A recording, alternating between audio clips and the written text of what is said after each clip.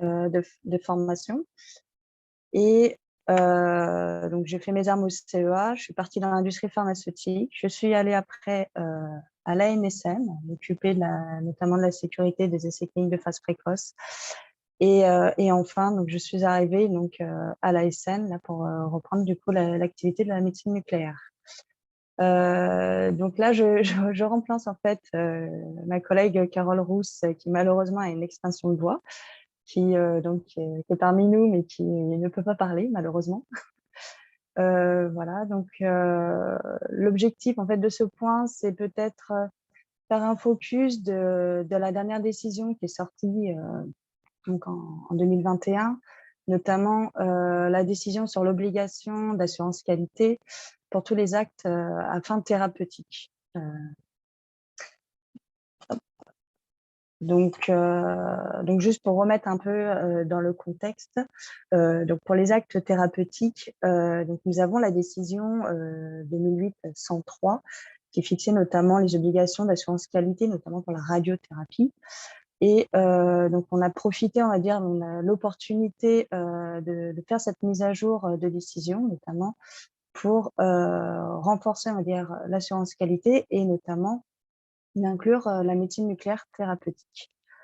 Donc, il y a aussi donc, dans une décision qui date de 2019, la 660, qui, on va dire, cadre notamment l'assurance qualité donc, en imagerie médicale. Et c'est vrai que suite aux évolutions, notamment techniques, des traitements et des équipements, donc on en a profité aussi pour faire une certaine harmonisation entre la décision 103 et la décision 660. L'environnement, on va dire, législatif et réglementaire, donc c'est suite à la transposition de la directive 2013 Euratom. Donc, il y a eu l'ordonnance 2016 dire, qui permet de consolider le dispositif législatif et notamment sur l'obligation de l'assurance qualité de la justification de l'acte, l'optimisation des doses jusqu'au rendu du résultat de l'acte. Il y a eu donc le décret de 2018 notamment qui permet, on va dire, de formaliser le contenu, on va dire, du système d'assurance qualité attendu. Et donc, la décision 2019, la 660, qui permet vraiment de préciser les obligations d'assurance qualité en imagerie médicale, donc mettant en œuvre les rayonnements ionisants. En 2021, donc on a eu la finalisation, la complétude du dispositif d'assurance qualité qui permet notamment de rajouter donc la médecine nucléaire à des fins thérapeutiques pour l'assurance qualité. Donc la fameuse décision, donc la 708. Donc là, en fait, je vais vous reprendre, on va dire, la décision pour insister un peu les différents points. Donc, le champ d'application, comme je vous l'ai précédemment dit, c'est vraiment la prise en charge thérapeutique, dont la médecine nucléaire, aussi les essais cliniques. Il faut avoir aussi en tête, donc il n'y a plus juste la radiothérapie, il y a aussi les examens scannographiques effectués en amont de la radiothérapie, et aussi il y a le champ d'application pour les intervenants des prestataires externes. Donc ça, c'est aussi très important à avoir en tête. Donc, du coup, pour l'assurance qualité des actes médicaux, nous avons la décision de 2019, la 660, qui permet de formaliser l'assurance qualité au niveau de l'imagerie médicale. Et nous avons la décision de 2021, la 708, qui permet donc de définir l'assurance qualité pour les pratiques thérapeutiques. Donc, radiothérapie, curathérapie, la médecine nucléaire thérapeutique et la radiochirurgie. Les exigences, on va dire, générales, donc il faut avoir en tête le principe de justification et d'optimisation qui doit être inclus donc, dans le SMQ, donc le système de gestion de la qualité. Bien entendu, chaque processus doit être décliné donc, de façon opérationnelle avec des procédures et des instructions de travail. Et le SMQ donc, doit prévoir aussi donc, les conditions de maîtrise notamment pour les intervenants externes, donc tout ce qui est la prestation externe. Donc, concernant, on va dire, sa mise en œuvre, là, j'insiste, je vais insister lourdement, c'est il faut absolument une participation, une mise en œuvre par toutes les composantes professionnelles, composées du personnel médical, paramédical, technique et administratif. Il faut absolument que tout le monde participe à cette mise en œuvre d'assurance qualité, sinon allez-vous à l'échec. Bien entendu, il va y avoir donc une nomination d'un responsable opérationnel qualité, donc qui a donc la formation, la compétence, l'expérience, bien entendu, et la responsabilité, notamment de ce système d'assurance qualité. Bien entendu, il y a un temps, il doit disposer d'un temps et de ressources nécessaires pour pouvoir gérer ce système d'assurance qualité mis en place. Le POPM, donc le plan d'organisation de la physique médicale, et un programme d'action doit être mis en place et doit être inclus dans le système de gestion de la qualité. Et évidemment, il y a toujours une évaluation de ce système de gestion de la qualité qui doit être mise en œuvre à minima tous les 2 ans. Bien entendu, donc la responsabilité des professionnels doit être formalisée, notamment en cas d'intervention des prestataires externes, et la communication des responsabilités à tous les membres de l'équipe. On va vous demander, donc, bien entendu, une analyse a priori des risques encourus par les patients. Donc, il y a une analyse a priori donc, qui est conduite par une équipe représentant toutes les catégories professionnelles concernées, donc pluridisciplinaire. Ça, c'est important. On va demander donc du coup de définir les actions, donc des barrières de sécurité, l'ordre humain, l'organisation, tout ça. Et bien entendu, après, d'intégrer, on va dire, les fameuses actions appropriées que vous aurez définies dans un programme d'action qui seront priorisées en fonction des risques associés. Quelque chose aussi qui est très important dans cette décision, c'est la formation du personnel. Dans votre système de gestion de la qualité, il faut absolument qu'il y ait une description des modalités de formation des professionnels. Donc, à partir du moment où il y a un nouveau dispositif médical, une nouvelle pratique mise en place, des nouvelles recommandations, bonnes pratiques, des références scientifiques, il faut absolument que ça soit formalisé dans votre système d'assurance qualité. Et notamment aussi toutes les formations inhérentes à la radioprotection des patients. Toutes ces formations-là sont importantes pour pouvoir établir après des modalités d'habilitation au poste de travail. C'est-à-dire que tout poste de travail doit être régi, on va dire, par une habilitation. Quel est le parcours d'habilitation? Quelles sont les formations attendues pour avoir l'habilitation au poste de travail? Donc ça, il faut le faire pour tous les nouveaux arrivants et aussi dès lors où il y a des changements de poste ou des changements de dispositifs des DM, des dispositifs médicaux. Vous recevez un nouveau automate, vous allez changer votre pratique, vos pratiques médicales. Dans ces cas-là, il faut refaire une habilitation pour utiliser ce nouveau dispositif médical, par exemple.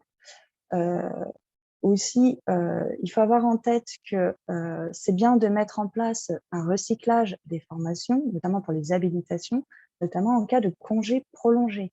Par exemple, quelqu'un qui part en congé de maternité pendant un laps de temps, il est bien de penser à faire un recyclage de formation, faire une picouse de rappel, on va dire, sur les formations pour qu'elle puisse réavoir son habilitation à utiliser ses différents postes de travail. Pareil, congé parental, arrêt de travail prolongé, etc. Alors, pour les conduites de changement, bien entendu, en fait, on attend d'avoir une description des différents processus à suivre pour maîtriser, on va dire, tout changement planifié. Donc, les changements planifiés, ça peut être donc une arrivée de dispositifs médicaux, Ça peut être un nouveau système d'information, des travaux dans les locaux, une pratique de traitement différente, etc. Donc, avoir, on va dire, tout un processus qui permet, on va dire, de maîtriser tous ces changements qui sont planifiés.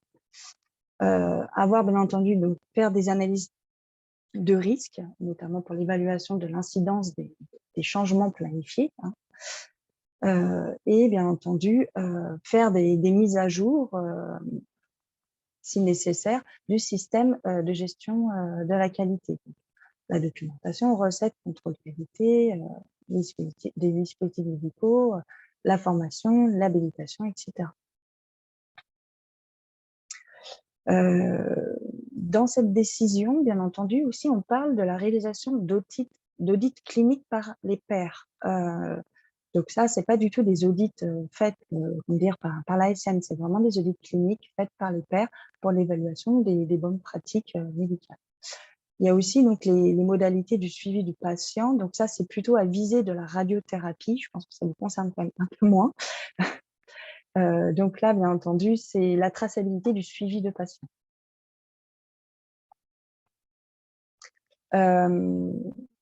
Pour tout ce qui est les enregistrements et les analyses des événements, donc, pouvant conduire, on va dire, à des ESR. Donc là, on va vous demander en fait de faire du REX, le processus d'amélioration continue. Donc là, il faut décrire, on va dire, le système d'enregistrement et d'analyse, comment vous allez procéder, notamment pour les ESR, formaliser, on va dire, les fréquences d'analyse des événements, les modalités de sélection permettant une analyse systémique, donc un peu plus, comment dire, approfondie. Et donc, en fait, dans ces analyses systémiques, identifier les professionnels, la chronologie, les outils d'analyse que vous allez utiliser, les identifications de causes et bien entendu les CAPA-plans. Donc, les CAPA-plans, c'est les actions que vous allez approprier, mettre en place, bien entendu, et le calendrier de sa mise en œuvre. Puis après, vous allez donc introduire les actions retenues dans le programme d'action et bien entendu, évaluer l'efficacité.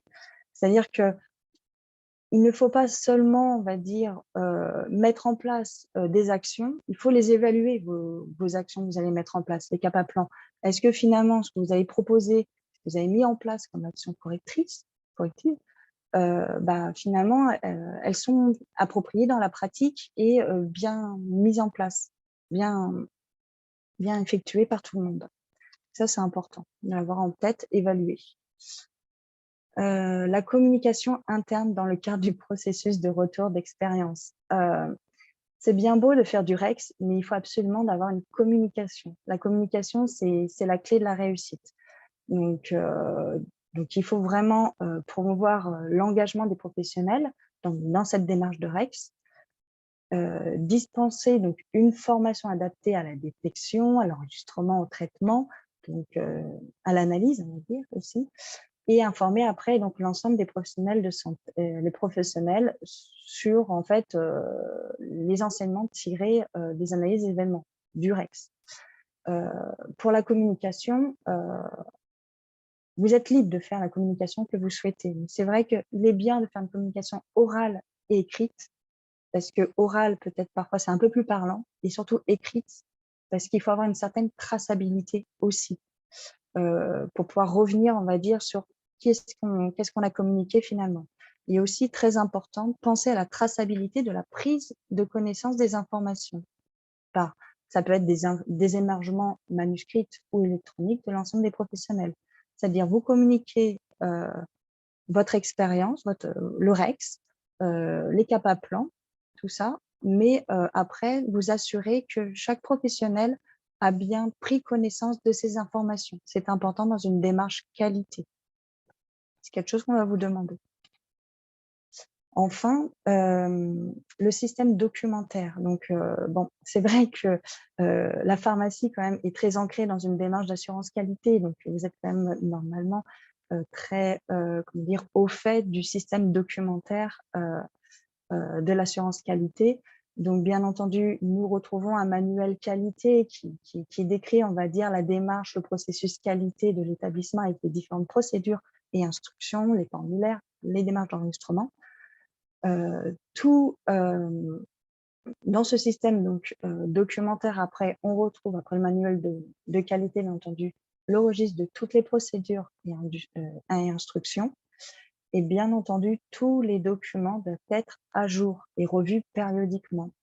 On ne peut pas laisser, on va dire, des documents euh, avec une dernière version d'il y a 10 ans. C'est régulièrement, périodiquement, on revoit les documents. S'il n'y a pas de changement, il n'y a pas de changement, mais au moins ça a été revu. Une revue, ce n'est pas forcément des changements. Les changements vont venir peut-être, mais pas forcément. Ça, c'est quelque chose qu'il faut voir périodiquement les choses, pas laisser dormir les documents. Faire aussi un contrôle de l'élaboration, de la diffusion des documents, c'est-à-dire ce sont des documents qui appartiennent à l'établissement, c'est des documents internes et ça doit être contrôlé, tout est contrôlé et pas n'importe qui peut agir sur votre système documentaire, tout doit être contrôlé pour éviter qu'il y ait des accidents, c'est-à-dire des problèmes d'archivage ou des problèmes de procédures qui disparaissent ou qui ont été modifiées sans passer par un contrôle d'abord, non validé, etc.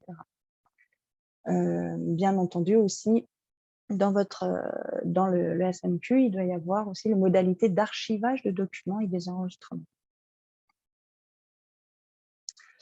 Donc enfin, donc, la petite synthèse donc, de cette décision, donc, le champ en fait, le champ d'application a été élargi donc, à la médecine nucléaire thérapeutique et les actes scannographiques préparatoires à la radiothérapie, qui étaient non couverts par la 660.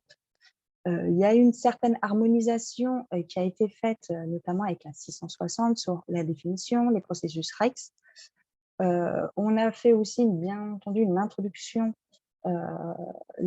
d'articles liés à la formation et à l'habilitation au poste de travail, donc en lien aussi avec la décision de la 660. Il y a aussi l'introduction de la notion de conduite de changement, c'est-à-dire vraiment prévoir, on va dire, tous ces changements, anticiper. Et il y a aussi la maîtrise des prestataires externes. Il y a beaucoup d'établissements qui utilisent des prestataires externes. Il faut absolument que ça soit maîtrisé dans le service d'assurance qualité. Et la fameuse aussi audit qualité par ses pairs.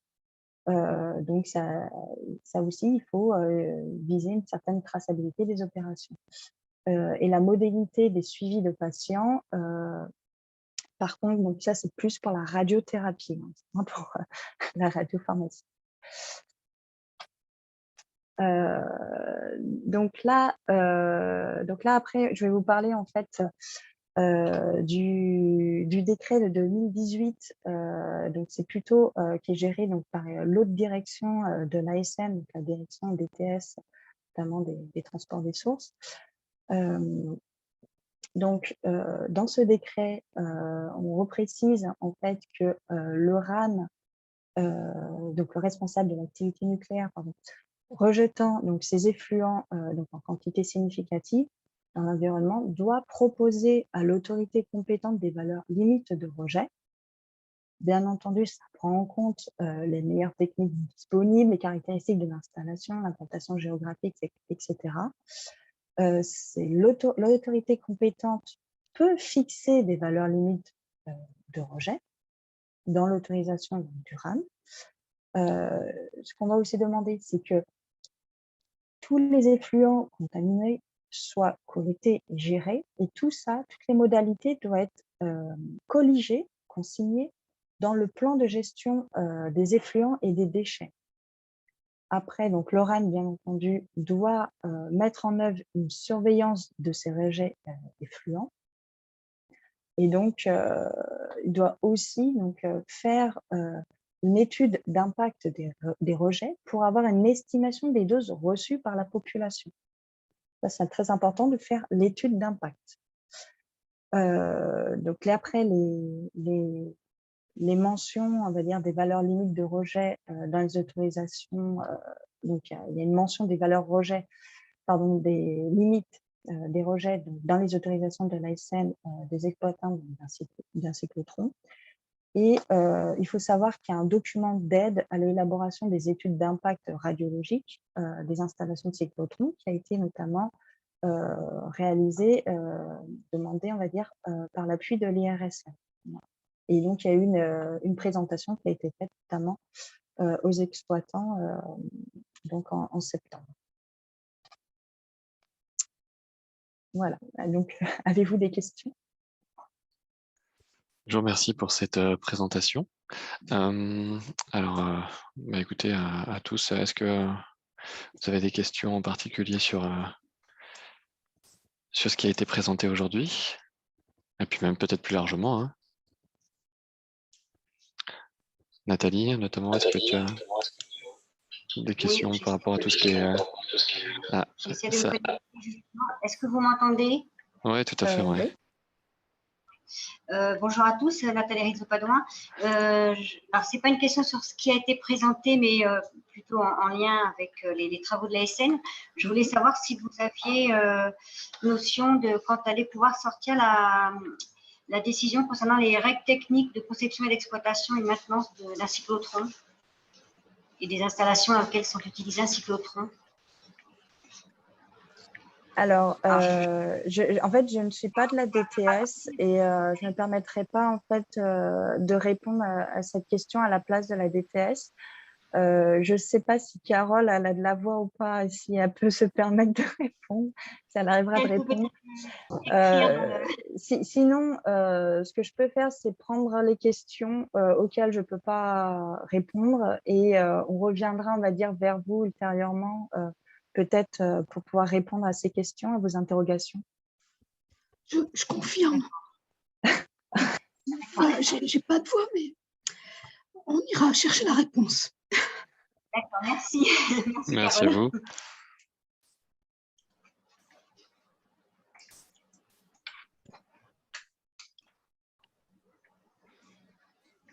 Alors peut-être une autre question. Donc souvent, suite à des parutions de décision, vous sortez des guides. Est-ce que là, il y a un guide qui est prévu pour la décision 2021-708, qui est en cours d'élaboration ou pas?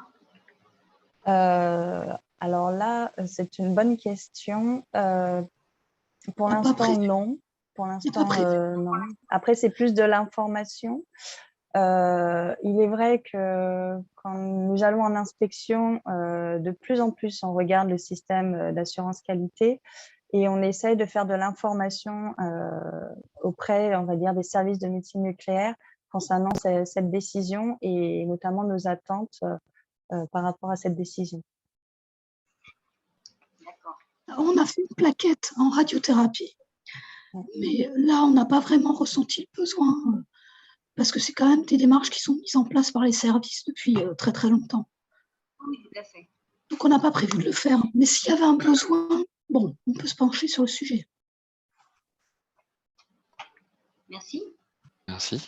Et une petite question, donc ce texte, comme d'autres, évoque effectivement la notion d'audit par les pairs. Hein, c'est une expression à laquelle on est assez sensible. Est-ce que vous avez donc des regards sur l'élaboration de ces audits, est-ce que vous êtes sollicité en amont pour participer à la rédaction des grilles d'audit? Est-ce que vous avez un suivi pour également sur ces aspects-là, des attentes par rapport à ces audits pour les formaliser également en lien avec ce que vous en attendez sur le versant rayonnement ionisant? Alors, je vais répondre aussi parce que je pense que Charlotte ne sait pas.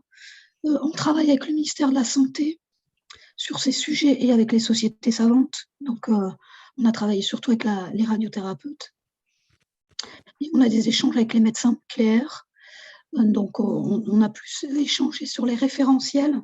Et par contre, on échange avec le ministère de la Santé sur l'organisation des audits. Aujourd'hui, ils ne sont pas en place. Ça fait très longtemps que ce sujet est sur le,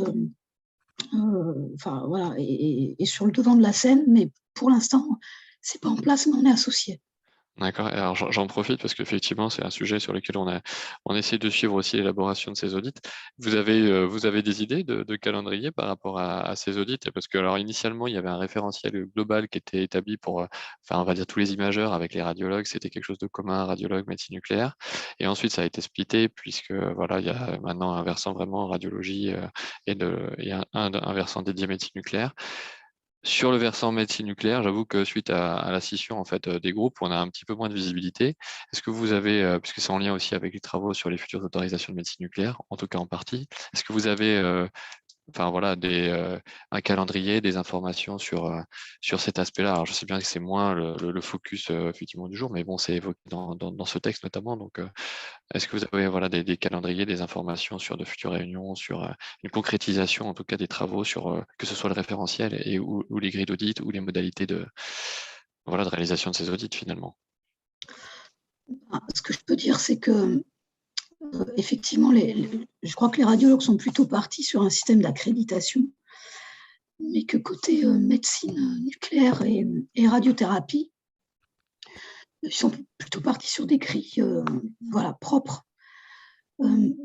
J'ai pas de calendrier en tête et je parlerai pas à la place du ministère de la Santé, mais je sais que de toute façon, ils ne veulent pas prendre un arrêté avant que ça soit vraiment en place et que les sociétés savantes aient travaillé sur les référentiels. En tout cas, ce n'est pas avant 1 an, ça c'est sûr. Donc voilà, mais ils poussent les professionnels à travailler sur les référentiels. Et il y a des discussions avec la HAS, parce que la HAS, évidemment, est aussi concernée par la mise en place et par le dispositif. Voilà, l'idée, c'est quand même de faire reposer les audits sur les sociétés savantes. Et par contre, l'organisation du dispositif serait chapeautée et encadrée par le ministère de la Santé en lien avec la HAS. Voilà, c'est ce que je sais à ce stade-là de ces travaux. D'accord, je vous en remercie. Est-ce qu'il y a des questions dans le chat, des choses que vous souhaitez apprendre? Je sais pas, Nathalie, je te Moi, revois. j'avais une petite question, mais je pense que vous ne savez peut-être pas forcément, mais c'est pareil, c'était pour un peu avoir une notion de calendrier concernant les travaux en cours sur les niveaux guides, les fameux 100 becquerels par litre. Donc, je sais qu'il y a tout un tas de travaux en cours. Est-ce qu'il y a une visibilité aussi sur la sortie de ces textes ou pas du tout à ce jour? C'est peut-être encore un peu trop récent. Alors, sur ce sujet, on a fait des saisines IRSN et dont on aura les résultats en début d'année 2022 pour la totalité. C'est une décision qui est très très lourde parce que on s'interroge et c'est probablement un changement de philosophie. Honnêtement, on s'interroge, est-ce qu'on fait des modifications en 2 temps avec mineurs, mais si on fait des modifications mineures, ça ne changera pas les problèmes qu'on a aujourd'hui. Mais objectivement, je pense qu'on n'est pas capable de sortir avant 2023 cette décision révisée.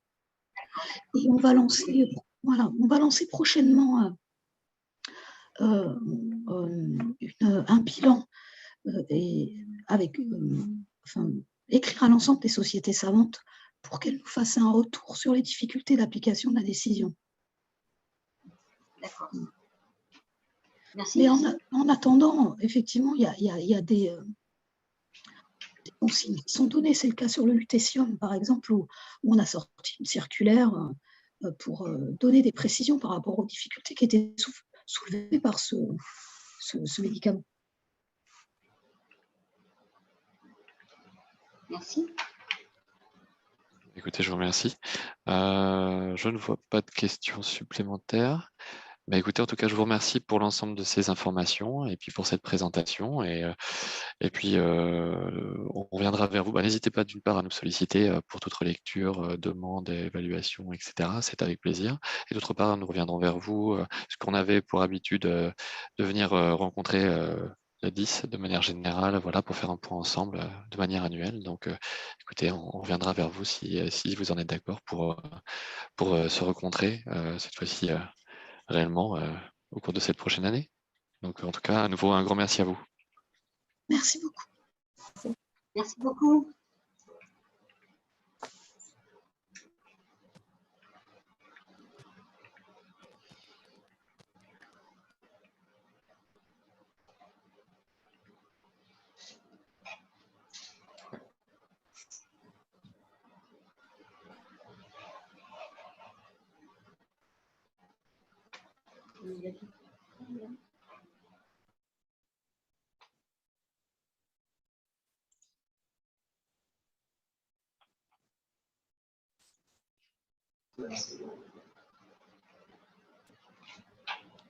Donc, par rapport au programme, c'est l'heure de la pause. Et donc, on reprend à 14h15 avec le sujet du robot positronique.